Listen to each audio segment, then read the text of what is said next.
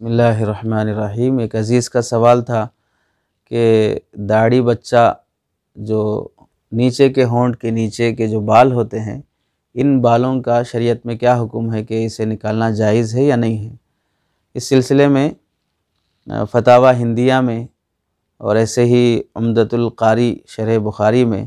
اور ایسے ہی فیض الباری میں مختلف کتب فتاوی اور کتب احادیث میں لکھا ہے کہ پہلی بات تو ہے کہ اللہ کے نبی علیہ السلام کو جن صحابہ نے داڑھی کی حالت میں دیکھا ہے، اور اللہ کے نبی علیہ السلام ہمیشہ داڑھی رکھے ہی ہیں، تو اللہ کے نبی کی جو داڑھی دیکھی گئی ہے اس میں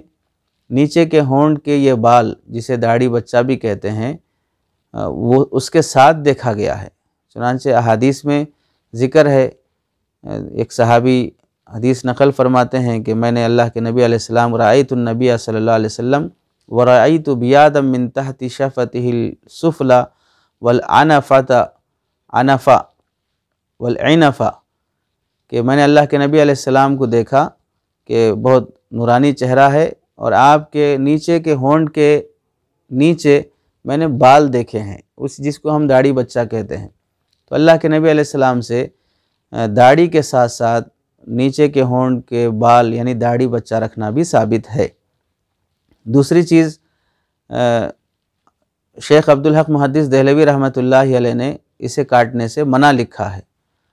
اور فیض الباری میں علامہ انور شاہ کشمیری رحمۃ اللہ علیہ نے اسے کاٹنے کو بدعت قرار دیا ہے، اور فتاوی ہندیہ میں اسے کاٹنے کو منع لکھا گیا ہے کہ اسے نہ کاٹے جائیں، یہ بھی داڑھی کے حکم میں ہے۔ کس طرح لکھا گیا کہ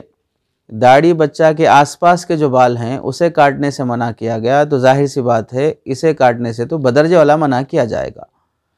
تو اس لیے داڑھی بچہ بھی داڑھی کے ہی حکم میں ہے۔ چنانچہ فتاوی محمودیہ میں بھی اس کی وضاحت ہے۔